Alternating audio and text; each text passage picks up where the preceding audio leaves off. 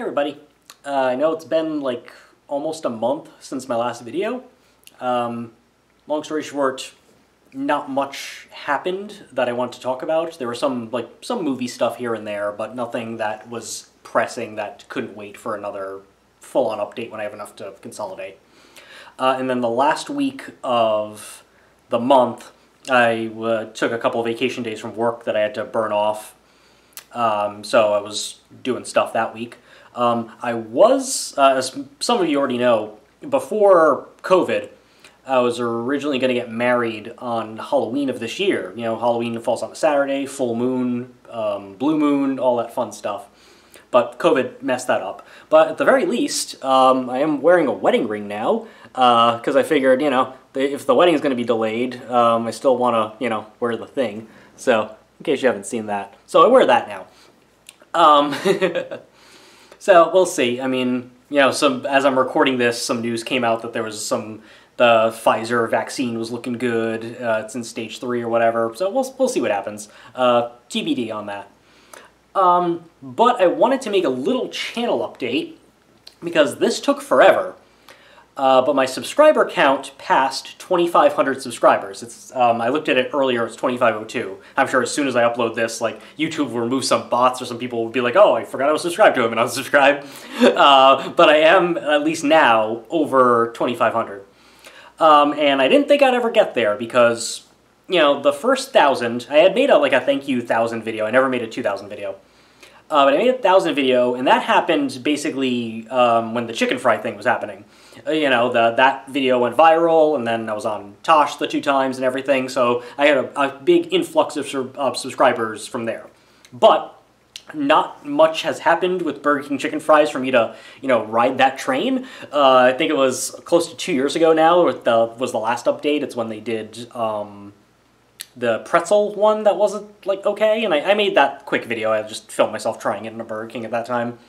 But they haven't tried anything new with chicken fries. They haven't, you know, there was a little while there where they were doing, like, fiery, and then Cheetos, and jalapeno, and they did a bunch of different, like, versions of it to I guess, you know, spice things up a bit. Pun slightly intended. So, yeah, there's not much going on there. And then for a while, I was doing those Goosebumps reviews, and then I stopped doing those, obviously, when that relationship ended. But the Goosebumps reviews were fairly popular, and that got me to 2,000 subscribers. And a lot of those videos, before I deleted them, they had hundreds of thousands of hits and everything. I had no idea people liked those shitty fucking books so much, but I'm not going back to doing them because they're not good. I read and reviewed enough of them to know that they're not very good, and after a while the nostalgia kind of wore off on them. So then I figured, you know, my 2 great loves in life, or my 2 great interests in life, are movies, you know, the thing I went to college for, the thing I enjoy most of all in the world, and politics. But politics, in case you don't live in the United States, is a fucking cesspool, and making a ton of videos about politics are just basically an invite for a bunch of idiotic ingrates to just spam your comments, and YouTube already has enough of that. If the YouTube comments on the most innocuous video end up being a cesspool of garbage. Some of that has died down since most of my videos are like non-controversial stuff. They get like 50 views or whatever, so no one cares that much. Most of the angry reviews are on some of my other stuff. So unless it also overlaps with a movie or the movie industry, or some of the other stuff I care about, like I mentioned some anti-Republican stuff in my Halloween Horror Nights canceled video back then. Unless it has that, I'm kind of staying away from like politics-centric videos and just kind of focusing on, you know, movie stuff or just like nerd stuff I'm interested in. And despite the fact that I'm focusing on that, because that's what I like so that's why I'm doing the channel mostly on that stuff, I don't know if you've noticed this, but YouTube is not lacking for bald, goateed guys with glasses reviewing movies. It is like, YouTube is like conspiracy theorists, makeup artists, people streaming video games, and bald goateed glasses guys reviewing movies. That seems to be like the four major YouTube subgenres. So I'm not exactly doing anything completely original or anything out there. So I understand why the channel's probably just going to stay kind of the level it is now. And because, you know, with a regular full-time job, I don't have enough time to enjoy my life and also make constant content about stuff or invest in things like better lighting and cameras and editing equipment and all that stuff. There's not enough of a return for me to do that, so it's basically just me talking to my camcorder with whatever light I think is kind of sort of okay to record. But regardless of that, everyone who's stuck with me through these different changes, because this channel's never really had much of an identity. It's really just kind of whatever I feel like, and I guess that's still the identity.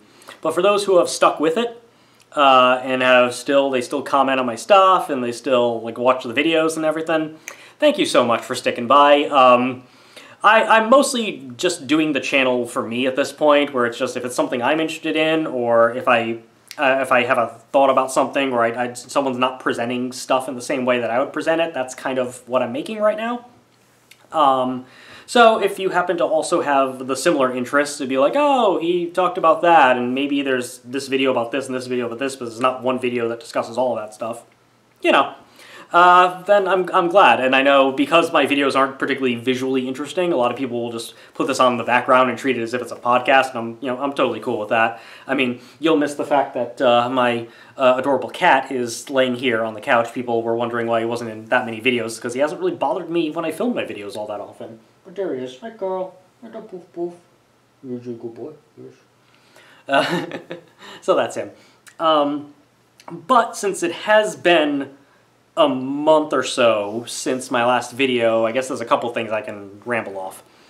The last two videos I made were largely about going back to the Alamo Drafthouse and the Dismembering the Alamo secret screenings. So, after the Psycho Goreman screening, which I made the video about, and that was my first time going back to the Alamo since they reopened, I went the next week for week 2, and it ended up being Lucio Fulci's Aenigma, which was one of the 3 movies I thought it could be. I'd never seen that movie before. It's fun. It's very interesting to see a Lucio Fulci film on the big screen, and so if you're going to see one for the first time, I'm glad it was in that environment. You know, when the Severin Films logo came up, because also seeing that logo on the big screen is kind of interesting. It was like, all right, I remember Michael Keane had an Enigma shirt, so I know Severin did them, so I figured it was probably Severin, and it was. Or Enigma, and it was. It's funny. There's like a death by snails scene in there that's kind of interesting. I don't know. It's not like super gory like I know Lucio Fulci films can be, like zombie and stuff, but I enjoyed it. Differences in that second experience as opposed to my first experience. They did actually do a temperature check this time. This was a 7 o'clock show, and Psycho Goreman had been an 8 o'clock show, so I don't know if they just later on, when it gets darker, they don't do it. But they did do a temperature check. And even though I heard from my friend Andrew that they were rolling things back and that they were letting people order stuff at the tables now, they did not give my showing that option. Or at least no one talked to me about that option, so it was still ordered through the app. But otherwise, yeah. I still don't know what order you're supposed to leave the theater in, since they're doing like a row-by-row thing. I stayed there for the credits, because I was listening to the end credits song. And then somebody in the row behind me I saw from my peripheral vision left, so I'm like, all right, maybe I'm next. But then I walked out and everybody was still mostly sitting. Nobody left during the credits, it seemed. And then there was like I didn't hear it, but there was a thing that came on the screen that was like, thank you for coming to the show, please leave, or whatever, in the orderly fashion kind of thing. It wasn't mean like, please leave. So I still don't know what that order is, but you know. I bought tickets for this Friday the 13th to go see that movie Freaky, so that'll be the third time that I'm going back to the Alamo, because I haven't seen anything in the interim there. So, you know, we'll see. I did see, for the last 2 times I was ordering Topo Chico, the mineral water, there. Apparently they don't have that anymore, because they only gave me the option to order Pellegrino, and they still don't have a free club soda option, because normally I just get a free club soda to drink there, but we'll see. And if there's any notable changes on this time, I'll alert you, or maybe I'll do a review of Freaky or something, I don't know. I did learn that Freaky is not going to have a normal theatrical window. It is being released by Universal, Blumhouse. I think almost all of Blumhouse's movies are Universal. I'm trying to think of one that's not. I think they're all Universal. Universal had cut that deal with AMC to have a shortened theatrical window of like 3 weeks or so, or 21 days.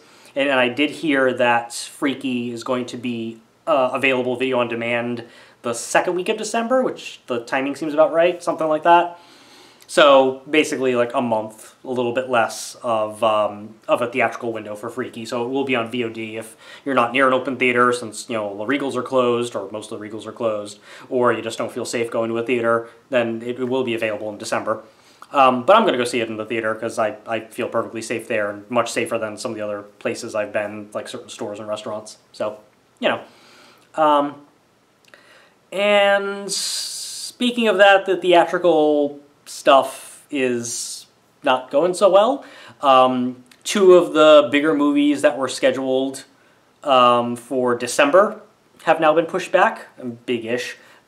Free Guy, the Ryan Reynolds NPC Become Self-Aware movie, which had a potential for something, and Death on the Nile, the sequel to Murder on the Orient Express. Both of those indefinite. And then some other stuff in the first quarter of 2021 was pushed back, including Ghostbusters Afterlife, which I was hoping would stay on, because it was scheduled for March and it had already been pushed back from July, and now it's opening next summer, so basically almost a full year.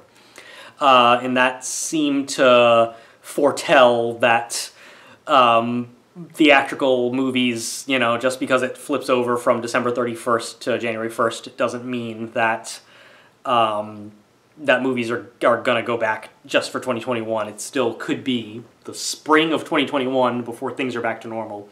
And, we still don't know when Regal's going to reopen for the most part. Tenet will be on home video in December.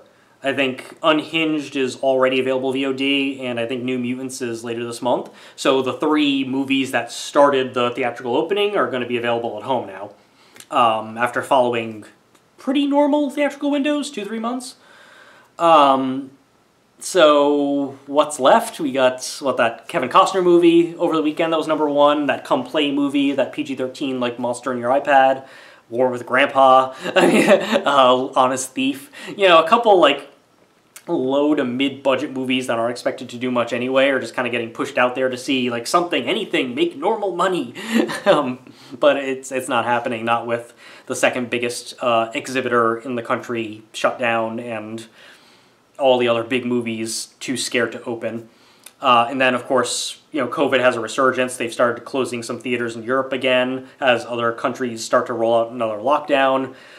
This month we're going to have Thanksgiving, which means families are going to come together, and there's probably going to be miniature super spreader events because people want to get together for the holidays. So it's going to get worse before it gets better, probably, especially with the COVID situation, which means the movies are probably shut out of luck for a while.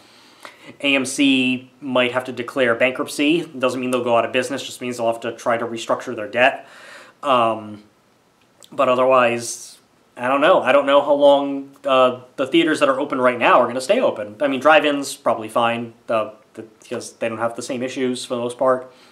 But even Alamo, I'm not sure if the Alamos that shut down in Nebraska and a couple other places have reopened yet, but at least Alamo is able to show legacy or catalog titles, so they are not as affected. It's because I know they're showing the original, my Alamo is showing the original Poltergeist later this month. They're showing 2001 the previous weekend. I thought about seeing it, I ended up being too lazy. So they still have a lot of catalog titles. Love Actually, Casablanca, they're showing a bunch of catalog titles, so as long as people still want to go see that stuff on the big screen, they can still pull in a little bit of revenue, but they're still hurting. And the second time I went there, the merchandise still looked like it was not really available to purchase, I don't think. There were like 2 or 3 employees in the lobby, so maybe I could have purchased something if I wanted to, but it's not back to normal yet, not by a long shot. So, yeah, the movies aren't looking that good as far as their health. But yeah, Freaky comes out on Friday. Freaky Friday. I assume that will be the #1 movie in America, only because it has no other competition, and unlike some of the other movies, I've actually seen advertisements for it. So that movie might be a little glimpse at where we actually are, because I don't expect. Honest Thief opened with like 3-something million. Even in a normal environment, that would probably only open somewhere in the high single digits. Same thing with War and Grandpa, Come Play. Some of these movies, they opened with like 3-4 mil, and then, in a normal environment, maybe they top out at like 11 tops. So these aren't really movies that you could expect to be making a lot more than they are anyway. Not like Tenet, which opened at like 20, and normally would have probably opened closer to like 50 domestically. But 50 right now is the entire domestic box office of Tenet, though it did do a lot more money overseas before the new spike has happened. So we'll see. A movie like Freaky, in a normal environment, that could easily have a surprise opening of like 20 mil in a regular environment, or maybe it'd be closer to something like what Fantasy Island or Truth or Dare opened with. Well, actually, both of those movies are PG-13, so the R rating might have a different effect on Freaky. But it could, in a normal environment, that movie could have been like a breakthrough hit. In this environment, it'd be interesting to see if it gets to 10. I don't know if it can. Most of the movies that are opening now, they're opening in the 3s and the 4s. I mean, if Freaky opens with like a 7, an 8, a 9, or 10, any of that's probably considered on the good one, because I don't know what the budget of the movie was, but I don't imagine it was terribly high. Usually, I mean, Vince Vaughn. I looked up the last movie I saw with Vince Vaughn that I liked was Wedding Crashers, and that was over a decade ago. He's been doing like other very, very, very bad comedies, like that Sperm Donor movie or the Dilemma with Kevin James, or he's done these like gritty, low budget, like aimed at right winger like cell block movies. I can't remember the name of the cell block movie. I heard it was decent though. So I haven't liked Vince Vaughn in a while, and I can't imagine he has much of a box office clout right now. So I imagine they got him pretty cheaply. So, and since, in horror movies, unless they have like weird CGI for no fucking reason, they're usually pretty cheap to make and almost always turn a profit. That's why they make horror. So I can't imagine that had a budget of higher than 5 or 6 million anyway. So I'm sure it'll be fine. But it'll be interesting to see what that makes. Also because I don't know how many people know that it's not following the normal theatrical window. So there might be people who go to see this not knowing that in a month, if they want to wait, they can see it. They might think, oh, it's going to be like the 3 months, I'll just go see it now. And, even though Halloween was a couple weeks ago, there wasn't that much to go see. I think there was some sort of voodoo movie called Spell. I think there was something called The Call. There was a weird movie with really bad reviews about a bunch of kids on like an underground train hunted by a bat creature and a serial killer. I was looking up movies that were playing around Halloween just to see, and it was not good. It looked like the worst horror movies that go direct to Amazon Prime, that you watch like 5 minutes of and go like, this isn't even so bad it's good. This is just terrible. So we'll see. But that Freaky might do okay. I guess we'll find out on Sunday, Monday, whatever. We'll see when the box office comes in. But then the next movie I know that's being released theatrically that I'm interested in is Promising Young Woman, which is opening on Christmas. And I don't know how many theaters that's opening in. I don't know what the theatrical window is going to look like on that. I think that's a Lionsgate movie. Not 100% sure about that. If it is Lionsgate did throw Antebellum direct to VOD, so that there's still a chance Promising Young Woman won't be in theaters. But fingers crossed, because that had a really cool trailer, and I was really looking forward to seeing that. And it was originally set to open in April, but I don't know. And then, of course, as far as big blockbusters go, Wonder Woman is still tentatively set for December. But whether it actually opens in December, or whether Warner Brothers gets cold feet and pushes it back like they did Dune, I don't know. I'm not too optimistic that it's going to still open around Christmas. But Christmas is a very big movie-going holiday. So maybe, if families are already getting together to risk celebrating the holidays and breaking quarantine, maybe they'll also want to risk going to the movies, and I don't know. I'm sure there's Warner Brothers bean counters right now looking at the upside and the downside and all that stuff. Though honestly, I did not expect them to push Tenet out on home video that soon. I thought they were really going to keep it theatrical exclusive for a very long rollout, like at least until New York and Los Angeles proper opened. But I guess, no, I guess they figure we'll put it on video and VOD just in time for the holidays and get holiday revenue. So maybe the theatrical thing was really just a marketing campaign to get that holiday money. Now, maybe that's a conspiracy theory, I don't know. Because I really thought they were just going to leave it in theaters for like months and months, like movies used to back in the day, when it wasn't just 3 months, but movies could be, you know, they could be in theaters for months and months and months. The last example I can think of that happening was in 97, 98 with Titanic. Titanic had opened in December of 1997, and it was the #1 film at the box office until April of 1998, when the bad Lost in Space movie with Matt LeBlanc took #1 from it. But that movie had like months and months. I don't remember when that actually left theaters, but it eventually, it also, remember dollar theaters, the second run theaters? There's not many of them anymore either.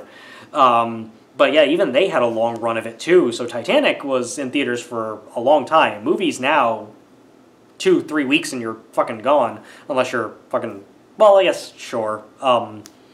Star Wars Force Awakens, that opened in December. And then it didn't leave theaters until like April or May. So that one had a longer run too before its home video. But I thought they'd really stick to Tenet longer. Especially because there's no fucking competition. But Tenet has dropped out of the top 5 as of this past weekend, or maybe even the weekend before, so I guess they figured if New York City's not going to reopen, and if Los Angeles proper is not going to reopen, this is the limits of the money we can make under the current restrictions with most of the Regals closed. You know, it's because it just seems like people just aren't ready to go back to the movies, even though they're doing a bunch of other stuff they probably shouldn't be doing. So, you know, that's the state of that. But I guess that's really all the updates I really have. So, anyway, this actually went longer than I thought. I guess I just threw in those updates. But, again, thank you for sticking with me past 2,500 subscribers. I'm sure it'll take like 7 to 10 years. Basically, it'll take the length of time it takes to clear a bankruptcy from a credit report for me to get to 3,000. But aside from that, thanks for sticking around. If you have any suggestions for videos you want to see from me, if it's something that's normally in my wheelhouse, leave a comment or suggestion below. No, I'm not doing any Goosebumps videos. But aside from that, I think I have been meaning to do a review of the Fight Club 3 comic book, so I might work on that at some point. But otherwise, yeah, let me know. A little bit to my right here, I have a bunch of movies I bought, including like the entire October package of Vinegar Syndrome. So I don't know if there's like specific movies you'd like me to review, or I obviously have a huge like movie collection. If there's something you saw in like my Blu-ray tour video that you're interested in, let me know, because maybe I'll review it. But otherwise, thanks for sticking with me, and have a good rest of your day.